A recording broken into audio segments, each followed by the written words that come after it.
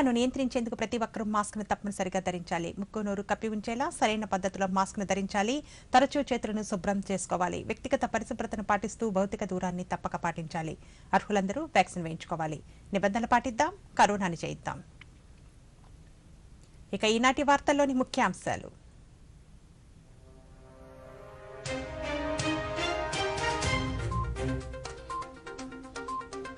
విభజన హామీలకు కేంద్రం కట్టుబడే ఉందన్న బీజేపీ జాతీయ కార్యదర్శి ఇప్పటికే 7 ప్రాజెక్టులను పూర్తి చేసిందన్న సత్యకుమార్. శాసనమండలిలో రాయలసీమ ప్రజాగళాన్ని బీజేపీ వినిపిస్తుందన్న బీజేపీ రాష్ట్ర అధ్యక్షులు కర్నూలులో ఎమ్మెల్సీ ఎన్నికల ప్రచారంలో పాల్గొన్న సోము వీర్రాజు.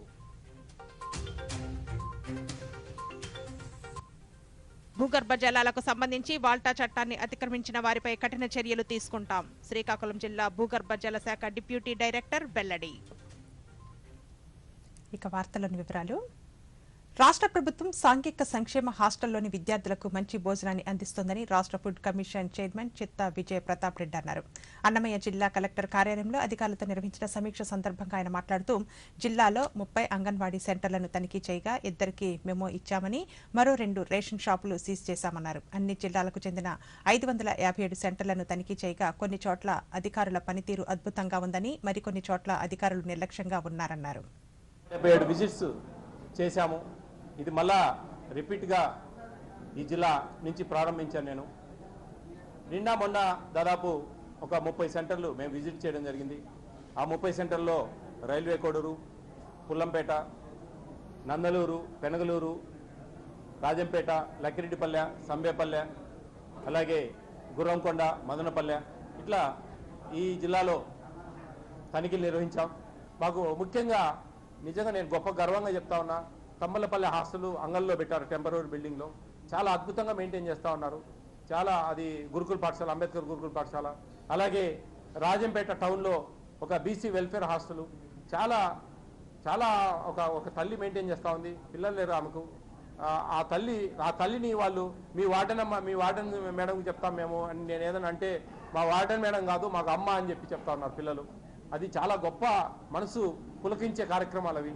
ఆడ వంట వండే వాళ్ళు కూడా చాలా అద్భుతంగా వండుతూ ఉన్నారు. కొన్ని స్కూల్స్లో కిచెన్ లేక బయట వండుకొని వస్తూ ఉన్నారు. అవన్నీ కూడా వీలైనంత త్వరగా నాడు నేడు కింద ప్రాబ్లం వల్ల అవన్నీ జరుగుతూ ఉన్నాయి ఈ జిల్లాలో. అవన్నీ కూడా రెక్టిఫై అయ్యేదానికి బాగుంది.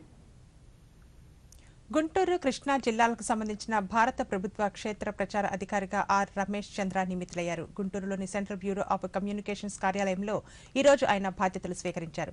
ఈ సందర్భంగా ఆయన మాట్లాడుతూ కేంద్ర ప్రభుత్వ పథకాల సమాచారాన్ని ఉభయ జిల్లాల్లో క్షేత్రస్థాయికి తీసుకువెళ్లేందుకు కృషి చేస్తారని తెలిపారు.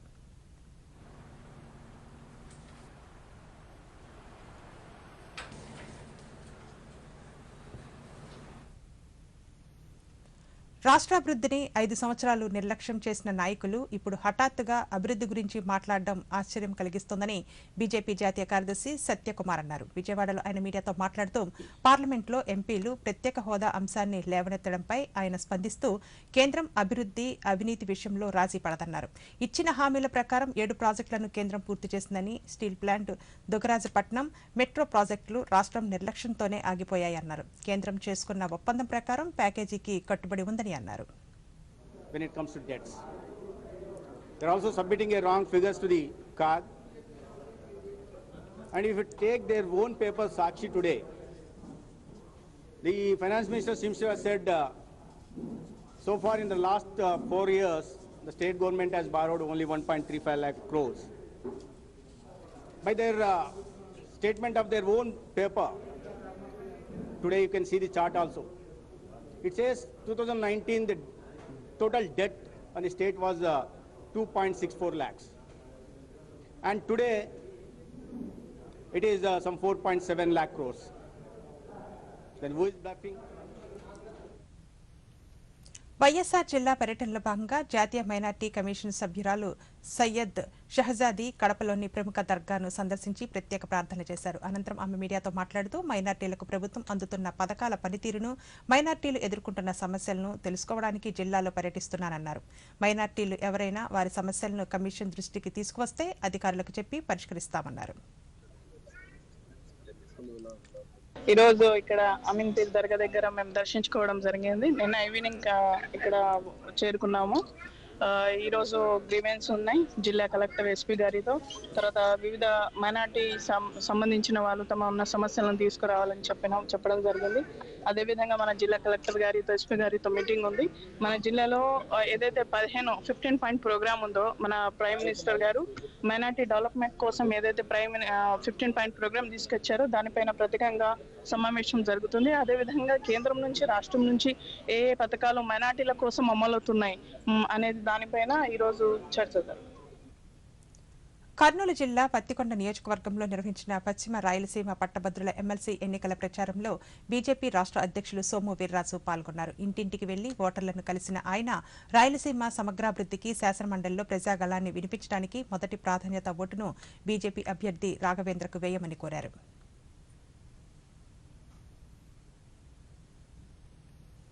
కర్నూలు ప్రభుత్వ ఆసుపత్రిలో 20 సంవత్సరాలుగా పనిచేస్తున్న కాంట్రాక్టు ఉద్యోగులను తొలగించడం అన్యాయమని ఏఐటీయూసీ నాయకులు అన్నారు. దశాబ్దాలుగా విధులు నిర్వహిస్తున్న ఉద్యోగులను కారణాలు లేకుండా తొలగించడం సరికాదంటూ కలెక్టర్ కార్యాలయం ముందు ధర్నాకు దిగారు. జిల్లా కలెక్టర్ స్పందించి తొలగించిన ఉద్యోగులను విధుల్లోనికి తీసుకోవాలని వారు ఈ సందర్భంగా కోరారు. కర్నూలు ప్రభుత్వ సర్వజన వైద్యశాలలో గత 18-20 సంవత్సరాలు పనిచేస్తున్నటువంటి అవుట్ సోర్సింగ్ కార్మికులను డబ్బులు ఇవ్వలేదని, లంచం ఇవ్వలేదని అవుట్ సోర్సింగ్లో కలపకుండా మీకు ఉద్యోగాలు అనుమతి లేదని చెప్పేసి అన్యాయంగా పోయిన సంవత్సరం మార్చి 1వ తేదీని తీసేసినారు. మా ఉద్యోగాలు మాకు ఇవ్వాలని, అన్యాయంగా తొలగించిన ఉద్యోగులను విధుల్లోకి తీసుకోవాలని గత 12 నెలలుగా 314 రోజులుగా ఆందోళన చేస్తున్న కలెక్టర్ గారు, మినిస్టర్లు అందరూ కూడా మీ ఉద్యోగాలు మీకు ఇస్తామని చెప్పి కలెక్టర్ కమిటీ వేసి, కమిటీలో నిజంగా వీరు 18-20 సంవత్సరాలు పనిచేశారు, వీళ్ళకి అన్యాయం జరిగింది, వీళ్ళకి ఉద్యోగాలు ఇవ్వమని చెప్పినప్పటికీ కూడా ప్రతి స్పందనలోనూ కలెక్టర్ గారు ఉద్యోగాలు ఇస్తామని చెప్తున్నారు. కానీ వీరికి ఉద్యోగాలు ఇవ్వడం లేదు.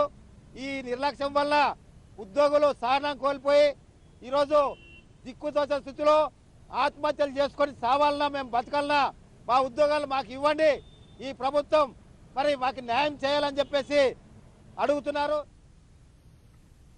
రాష్ట్ర అభివృద్ధికి కేంద్రం ఇచ్చిన నిధులను సద్వినియోగం చేసుకోవడంలో వైసీపీ ప్రభుత్వం విఫలమైందని బీజేపీ రాష్ట్ర కార్యదర్శి రమేష్ నాయుడు అన్నారు. తిరుపతిలో ఆయన దూరదర్శన్తో మాట్లాడుతూ విభజన చట్టంలోని హామీలను కేంద్రం అమలు చేస్తుంటే పార్లమెంట్లో బీజేపీని తప్పుపడుతూ ఎంపీ విజయసాయిరెడ్డి వ్యాఖ్యలు చేయడం సరైంది కాదని అన్నారు. కేంద్రం ఇచ్చిన విభజన హామీల్లో ప్రత్యేక హోదా లేదని స్పష్టం చేశారు. ఇది సమంజసం కాదు. విజయసాయిరెడ్డి గారు, మీకు దమ్ముంటే విభజన హామీల మీదైనా సరే, లేకపోతే రాష్ట్రంలో మీరు చేసినటువంటి అభివృద్ధి మీదైనా సరే చర్చకి సిద్ధమా అని చెప్పి భారతీయ జనతా పార్టీ డిమాండ్ చేస్తుంది. ఈరోజు రాష్ట్రంలో ఉన్నటువంటి 85% విభజన హామీలు పూర్తి చేసినటువంటి ఘనత నరేంద్ర మోడీ గారు. మిగతా విశాఖపట్నానికి సంబంధించిన మెట్రో విషయంలో కావచ్చు, ఇతరత్ర మీరు సరైనటువంటి డిపిఆర్ని ప్రపోజల్ పెట్టలేనటువంటి దుస్థితిలో మీరు ఉన్నారు. అధికారంలోకి వచ్చిన తర్వాత మీకు మీరే ఏమన్నారు, కడప ఉక్కు ఫ్యాక్టరీ ఏదైతే ఉందో మేమే నిర్మించుకుంటామని చెప్పి 2 సార్లు శంకుస్థాపన చేసి గ్లోబల్ టెండర్లు పిలిచారు. ఒక్క పైసా నిధులు వెచ్చించారా? దాని మీద చర్చిద్దామా? క్యాపిటల్కి సంబంధించి మేము నిధులు ఇచ్చాము, నువ్వు ఎన్ని నిధులు పెట్టావు? ప్రత్యేక హోదా అనేది విభజన హామీల్లో లేదనేటువంటి విషయం గుర్తెరగాలి. ప్రత్యేక హోదా తాలూకా వచ్చేటువంటి నిధులు, ప్రయోజనాలు ఏవైతే ఉన్నాయో వాటన్నిటిని కూడా నగదు రూపంలో ఇవ్వడానికి సిద్ధమయ్యాము.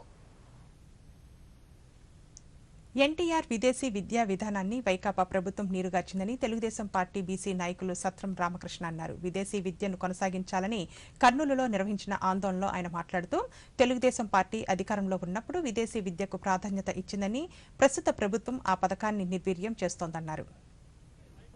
ఈరోజు ఈ వైసీపీ ప్రభుత్వము గత 2019 ఎన్నికల అవతల ఇంతకుముందు ఆయన వాగ్దానాలు చేసేటువంటి విద్యార్థులకు, పేద విద్యార్థులకు ఎన్నో విధాలుగా వాళ్ళకి చెప్పకూడని అబద్ధాలు చెప్పేసి వాళ్ళ విధానం ఓటు రూపంగా వాళ్ళని అన్యాయంగా చేశాడు. ఈరోజు ఈ వార్తలు ఇంతటితో సమాప్తం. నమస్కారం.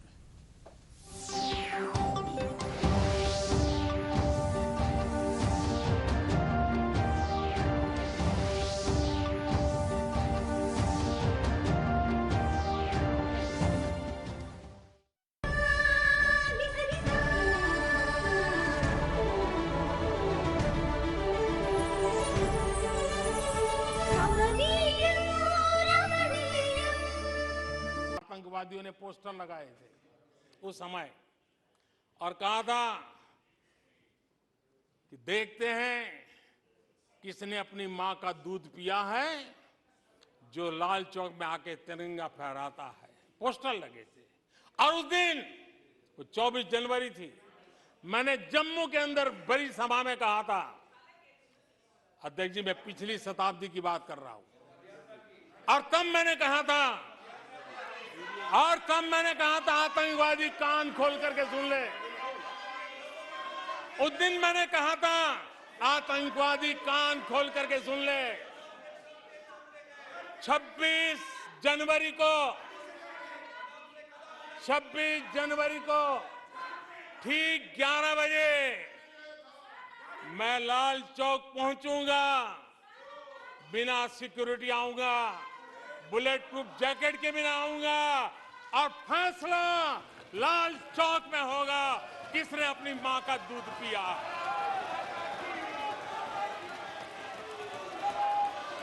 वो समय था माननीय अध्यक्ष जी। और जब श्रीनगर के लाल चौक में तिरंगा फहराया, उसके बाद मैंने मीडिया के लोग पूछने लगे, मैंने कहा था कि आमतौर पर तो 15 अगस्त और 26 जनवरी को जब भारत का तिरंगा लहराता है तो भारत के आयुध, भारत के बारूद सलामी देते हैं, आवाज करके देते हैं। मैंने कहा आज जब मैं लाल चौक के अंदर तिरंगा फहराऊं, दुश्मन देश का बारूद भी सलामी कर रहा है, गोलियां चला रहा था, बंदूकें बम फोड़ रहा था। आदरणीय अध्यक्ष जी, आज जो शांति आई है, आज चैन से जा सकते हैं, सैकड़ों की तादाद में जा सकते हैं। ये माहौल और पर्यटन की दुनिया में कई दशकों के बाद सारे रिकॉर्ड जम्मू कश्मीर ने तोड़े हैं। आज जम्मू कश्मीर में लोकतंत्र का उत्सव मनाया जा रहा है। आदरणीय अध्यक्ष जी,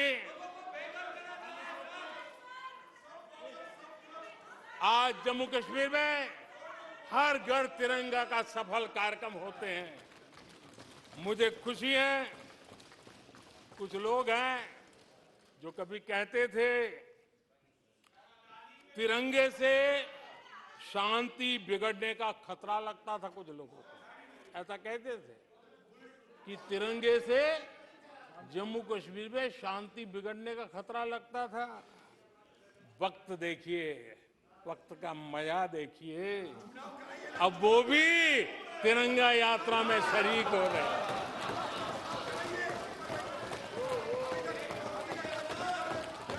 और आदरणीय अध्यक्ष जी, अखबारों में एक खबर आई थी जिसकी तरफ ध्यान नहीं गया होगा। आदरणीय अध्यक्ष जी, उसी समय अखबारों में एक खबर आई थी कि क्योंकि लोग टीवी में चमकने की कोशिश में लगे थे, लेकिन उसी समय श्रीनगर के अंदर दशकों बाद थिएटर हाउसफुल चल रहे थे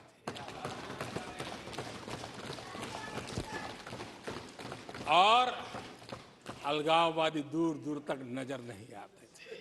अब ये भी देश ने देखा है। आदरणीय अध्यक्ष जी,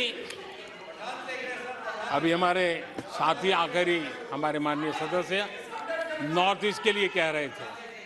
मैं कहूंगा जरा एक बार नॉर्थ ईस्ट हो आइए।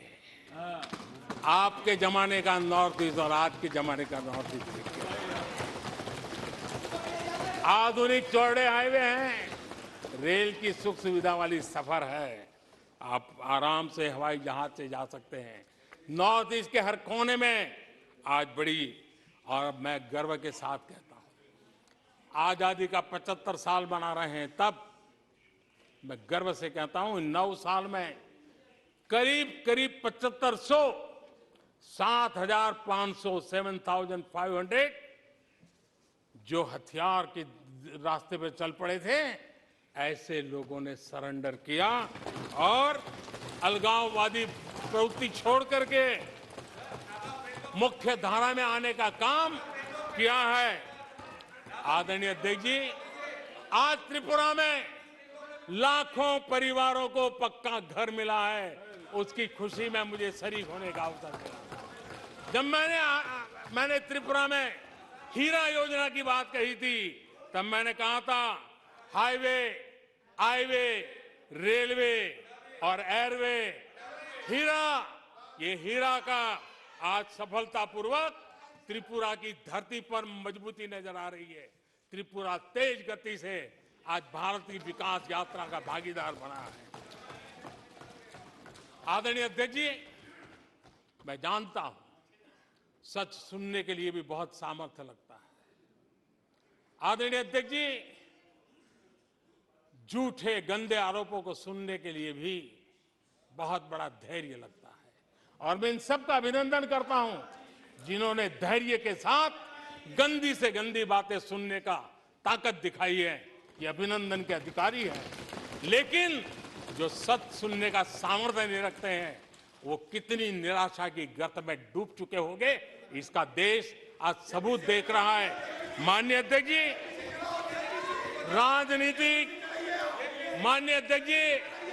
राजनीतिक मतभेद हो सकते हैं, विचारधाराओं में मतभेद हो सकते हैं, लेकिन ये देश अजरा अमर है।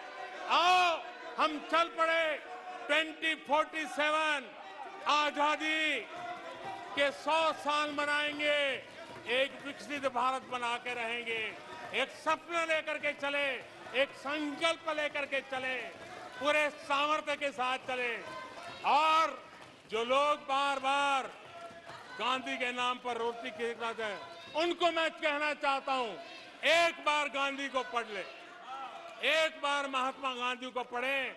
महात्मा गांधी ने कहा था, अगर आप अपने कर्तव्यों को पालन करोगे तो दूसरे के अधिकारों की रक्षा उसमें निहित है। आज कर्तव्य और अधिकार के बीच में भी लड़ाई देख रहे हैं।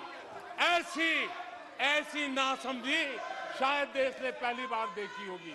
और इसलिए माननीय अध्यक्ष जी, मैं फिर एक बार आदरणीय राष्ट्रपति जी को अभिनंदन करता हूं, राष्ट्रपति जी का धन्यवाद करता हूं और देश आज यहां से एक नए उमंग, नए विश्वास, नए संकल्प के साथ चल पड़ा है। बहुत बहुत धन्यवाद। धन्यवाद। प्रस्ताव पर सदस्यों के अनेक संशोधन प्रस्ताव किए गए। सभा की सहमति हो तो मैं सभी संशोधनों एक साथ सभा के मतदान के लिए रखता हूं। धन्यवाद। प्रस्ताव पर सदस्यों ने अनेक संशोधन प्रस्तुत किए। अब मैं संशोधनों को एक साथ सभा में मतदान करता हूं। प्रश्न है कि माननीय सदस्यों द्वारा प्रस्तुत सभी संशोधन स्वीकृत किया जाए। जो सदस्य पक्ष में हाँ गए, जो सदस्य विरोध में ना गए, मेरे विचार में निर्णय ना वालों के पक्ष में, ना वालों के पक्ष पर प्रसाद स्वीकृत हुआ। प्लीज बैठिए, प्लीज बैठिए। देखिए माननीय सदस्य, प्लीज एक मिनट बैठिए, एक मिनट बैठे सब, एक मिनट बैठो पहले आप, एक मिनट बैठिए आप, प्लीज 1 मिनट सिटिंग।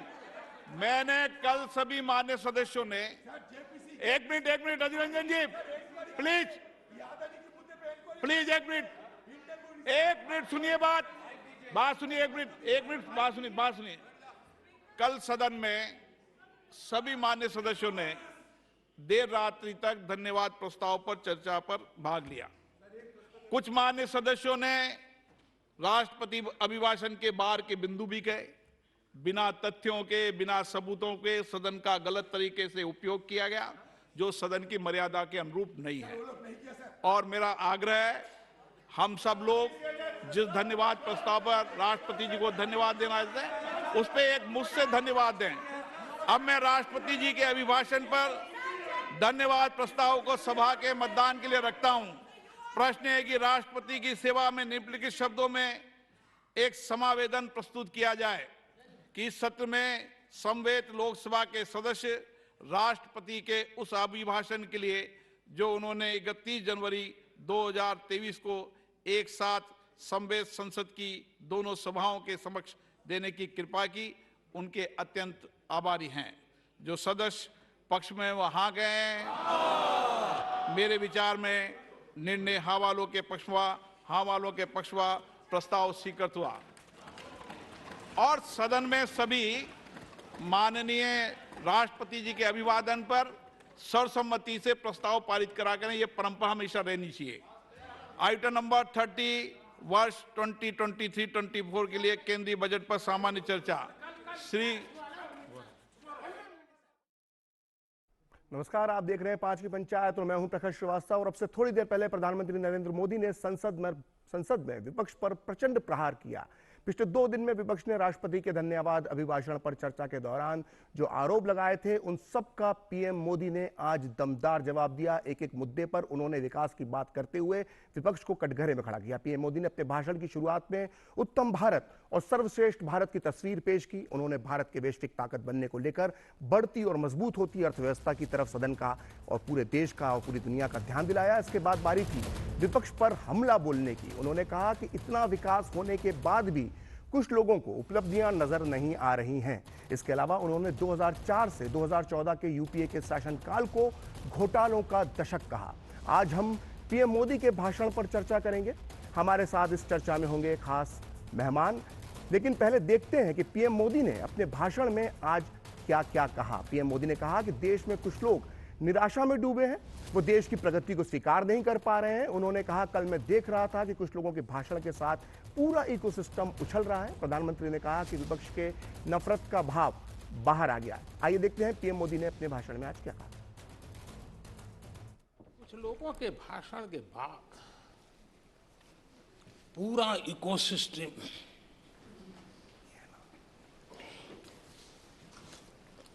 समर्थक उछल रहे थे और कुछ लोग तो खुश होकर के कह रहे थे, ये हुई ना बात, बड़ा शायद नींद भी अच्छी आई होगी, शायद आज उठ भी नहीं पाए होंगे। ये कह कह कर हम दिल को बहला रहे हैं। ये कह कह के हम दिल को बहला रहे हैं। वो अब चल चुके हैं। वो अब चल चुके हैं। वो अब आ रहे हैं। निराशा में डूबे हुए कुछ लोग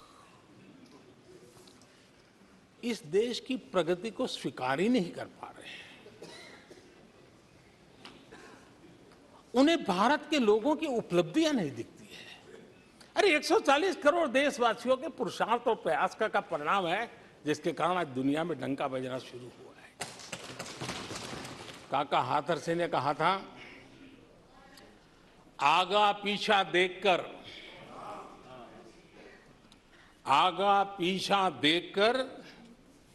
क्यों होते गमगीन, जैसी जिसकी भावना वैसा दिखे सीन। आदरणीय अध्यक्ष, इस बात को हिंदुस्तान हर पल याद रखेगा कि 2014 के पहले का जो दशक था, द लॉस्ट डेकेड के रूप में जाना जाएगा। और इस बात को इनकार नहीं कर सकते कि 2030 का जो दशक है, ये इंडियाज डेकेड है पूरे विश्व के लिए। 9 साल आलोचना ने आरोपों में गंवा दिए जिन्होंने, सिवाय आरोप, गाली गलौज, कुछ भी बोल दो, इसके सिवाय कुछ नहीं किया। गलत आरोप। और हाल ये चुनाव हार जाओ, ईवीएम खराब, दे दो गाली।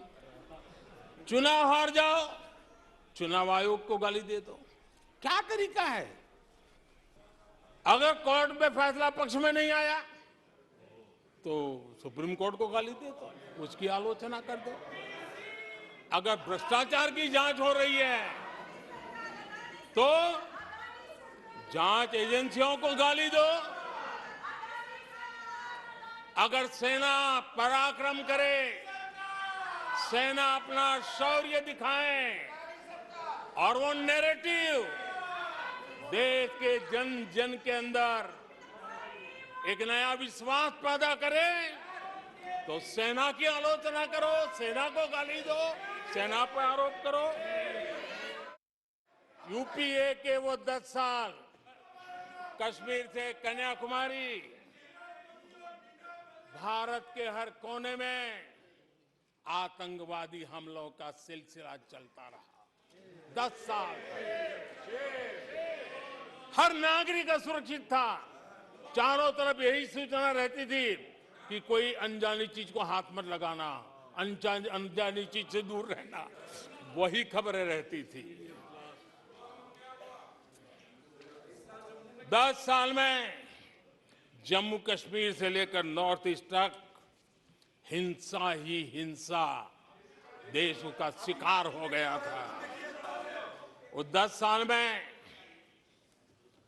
भारत की आवाज ग्लोबल प्लेटफॉर्म पर इतनी कमजोर थी कि दुनिया सुनने तक तैयार नहीं।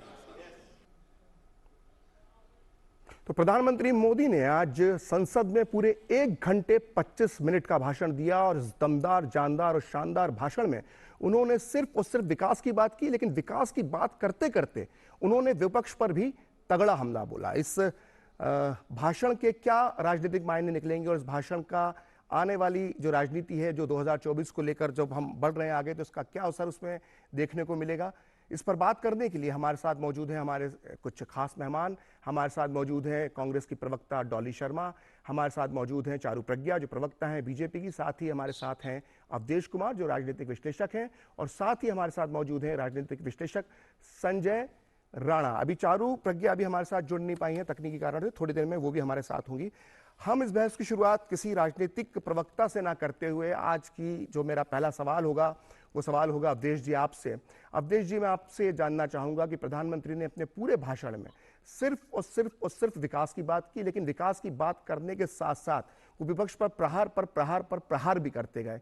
इस भाषण के बारे में आपका ओपनिंग रिमार्क क्या है? देखिए, मेरा ओपनिंग रिमार्क यह है कि प्रधानमंत्री ने अत्यंत बुद्धिमत्तापूर्वक और एक अत्यंत ही परिपक्व और व्यापक हृदय वाले राजनेता का परिचय देते हुए जो कुछ भी पिछले दिनों राष्ट्रपति के अभिभाषण पर राहुल गांधी ने दिया था उसको नजरअंदाज किया, और नजरअंदाज किया जाना चाहिए था। उन्होंने दरअसल ये जो कुछ कहा है उसके 4 मूल बात है। एक तो उन्होंने देश की तस्वीर पेश की जो रिपोर्टों से, जो कि दुनिया की संस्थाओं के वक्तव्यों से पुष्ट होती है कि भारत इस समय विश्व में सर्वाधिक तेजी से विकसित करने वाला, दुनिया की उम्मीदों का, दुनिया में का एक देश है जिस देश के अंदर आत्मविश्वास से भरा हुआ है। लेकिन दूसरी बात उन्होंने ये कही, लेकिन जब लोग निराश होते हैं तो वो संतुलन खो जाते हैं, और संतुलन खोने में उनको समझ नहीं आता है कि हम क्या बोले, या उनके अंदर एक और जलन ईर्ष्या भी होती है कि हमारे काल में नहीं हुआ तो ये कैसे हो गया। तो इसीलिए उन्होंने बताया, उन्होंने एक संदेश दिया बिना कहते हुए कि जो देश के विकास को नहीं समझ पा रहे हैं, जिन्होंने इतनी गंदी बातें की हैं, दरअसल वो पराजय के कारण अपने असंतुलन में है, उनके आने की संभावना नहीं है, लेकिन देश हमारा 2047 तक आगे बढ़ेगा। तो तीसरी बात उन्होंने बताने की कोशिश की है, वो ये बताने की कोशिश की है, ये पहली बार हुआ है भारत में जिसमें कि आम आदमी जो कि बिल्कुल हाशिए में था और महिलाएं वो अब उठ के इस देश में खड़ा हुआ है, और उसके खड़ा होने का संदेश भी विपक्ष और बाकी लोगों तक पहुंचा है, और ये समझ नहीं पा रहे हैं। और बहुत अवधेश जी, मैं यहाँ पे आपको रोकना चाहूंगा, हमारे साथ दूसरे मेहमान भी हैं, मैं बात करूंगा संजय राणा साहब से, उनसे जानना चाहूंगा। आज पीएम मोदी ने काका हाथरसी का शेर पढ़ा, कविता पढ़ी, उसमें उन्होंने कहा कि आगा पीछा देखकर क्यों होते गमगीन, जिसकी जैसी भावना वैसे दिखे सीन। और उन्होंने उसके बाद कहा कि निराशा में डूबे जो लोग हैं, मतलब विपक्ष की तरफ इशारा करते हुए कहा कि जो निराशा में डूबे लोग हैं उन्हें आत्मचिंतन करना चाहिए। इसका हम क्या मतलब निकालें? Good evening to my fellow panelist. देखिए, ऐसा है कि प्रधानमंत्री जी का भाषण हम लोग तकरीबन 4 बजे से सुन रहे हैं, और बड़ा ही भाषण में एक जोरदार अपील भी है और एक तरह से आरोप और आक्रमण भी है विपक्ष के ऊपर। देखिए, कहीं ना कहीं कांग्रेस पार्टी को अगर आप देखेंगे, विपक्ष को देखेंगे, वो हताश और निराश है, क्योंकि उनके पास कोई मुद्दे नहीं है। अगर आप बात करते हैं अदानी की, तो अदानी में भी बहुत सी चीजें इस पर चर्चा होनी चाहिए, आप लोगों ने चर्चा भी की है। चाहे आप डेवलपमेंट की बात देख लीजिए, उन्होंने बहुत एक छोटी सी बात बोली थी डेटा पे, जो आज हमें 2 GB पर पर्सन को मुश्किल से 150 रुपए या 100 रुपए के रिचार्ज पे मिल जाता प्रतिदिन का। पहले यही डेटा 2012-13 में मैं खुद कराता था, मेरी 5000 रुपए सिर्फ बिलिंग होती थी। तो ये देखना है कि समाज हमारा कितने तेजी से बढ़ रहा है, हमें ये देखना है कि हमारा देश कितनी तेजी से बढ़ रहा है। हम एक तरह से विश्व गुरु की तरफ बढ़ रहे हैं, विश्व गुरु बन चुके हैं लगभग। कई जगह पे लोग हमें एक तरह से सहायक के रूप में देख रहे हैं, चाहे वो इंफ्रास्ट्रक्चर डेवलपमेंट में देख लीजिए, चाहे आप टेक्नोलॉजी में देख लीजिए, चाहे आप किसी भी क्षेत्र में देख लीजिए। कहीं ना कहीं एक तरह से भारत को उम्मीदों की तरह देखा जा रहा है, सिर्फ मार्केट नहीं, उम्मीदों की तरह देखा जा रहा है। चाहे वो यूक्रेन का वॉर हो तो उसमें भी एक उम्मीद की तरह देखा जाता है भारत को, चाहे किसी तरह की भी चीजें हो उसमें एक उम्मीद की तरह देखा जाता है। 150 देशों को हम लोगों ने वैक्सीन अपने देशवासियों को तो लगाया 150 देशों को भी हम लोगों ने अपनी वैक्सीन सप्लाई किया। ऐसा कभी हुआ था? आपको याद होगा, हम सब छोटे होंगे उस समय, पैदा भी नहीं हुए होंगे। 1972 में लॉन्च हुआ था पोलियो, 2014 में जाके पोलियो कहा जाता है कि पोलियो मुक्त हो चुका भारत। इतने साल लग गए, तकरीबन 35-40 साल लग गए। तो हमें देखिए, जब कोई भी नेता के अंदर एक वो होती है कि एक मुझे कुछ करना है, ऑब्जेक्टिव होता है, एक विजन होता है, वो डिलीवर करता है और ऑब्जेक्टिव के साथ प्लान करता है, एग्जीक्यूट करता है। जब आपकी प्लानिंग, एग्जीक्यूशन और ऑब्जेक्टिव नहीं होगा तो आप कहीं भी टिक नहीं पाओगे। वही हाल उनका है। रोकना चाहूंगा क्योंकि हमारे साथ डॉली शर्मा भी मौजूद हैं और डॉली से मैं जानना चाहूंगी कि डॉली, हमने पूरे 2 दिन तक पूरी जो संसद में अभिभाषण पर चर्चा हुई वो देखी। हमने कांग्रेस नेताओं के वक्तव्य भी देखे, हमने विपक्ष के नेताओं के वक्तव्य भी देखे और हमने प्रधानमंत्री मोदी का भाषण भी सुना। जब हम कल विपक्ष के नेताओं के भाषण की बात करते हैं तो हम ये देखते हैं कि जो आरोप थे वो एक ही विषय पर लगे रहे और सिर्फ आरोप आरोप आरोप। और वहीं जब हमने पीएम मोदी का आज का भाषण देखा तो उसमें सिर्फ विकास की बात की और सिर्फ विकास की बातों के माध्यम से ही उन्होंने जो है विपक्ष पर पलटवार किया। राहुल गांधी के भाषण की बात करें तो उनके भाषण के 18 हिस्से कल विलोपित कर दिए गए, जिसमें फैक्ट्स का अभाव पाया गया।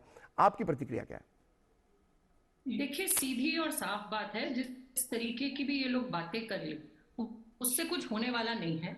सत्य आज ये है कि ये बोलते हैं कि डेटा सस्ता कर दिया। अरे डेटा सस्ता कर दिया आपने, लेकिन आटा महंगा कर दिया आपने।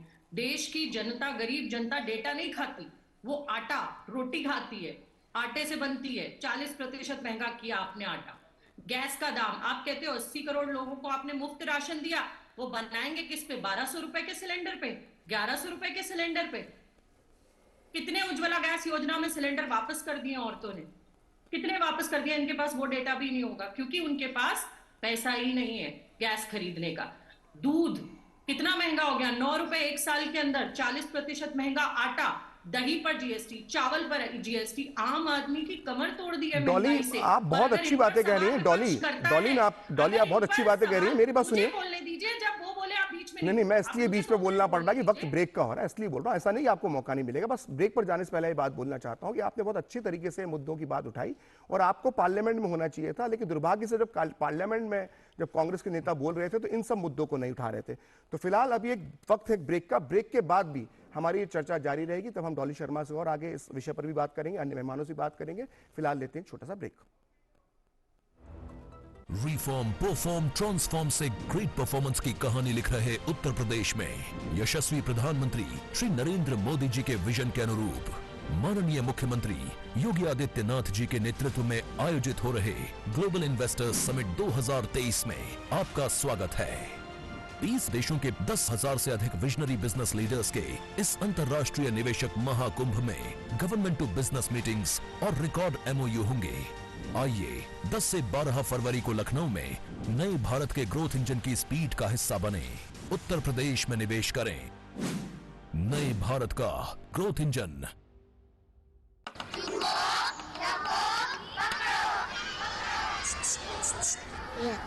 समझ गए सब? Good, very good. एक बार फिर करेंगे। भूकंप आते ही खुली जगह में जाओ, ना जा पाए तो पहले झुको, सर को ढको, किसी चीज को मजबूती से पकड़ो या किसी कोने में सर ढककर खड़े हो जाओ। आप भी भूकंप से बचना सीखिए। तैयारी में है समझदारी। आपके हित में तत्पर NDA में। 5वीं पंचायत में एक बार फिर आपका स्वागत है और आज हम बात कर रहे हैं पीएम मोदी के संसद में दिए गए भाषण की, जो थोड़ी देर पहले ही समाप्त हुआ।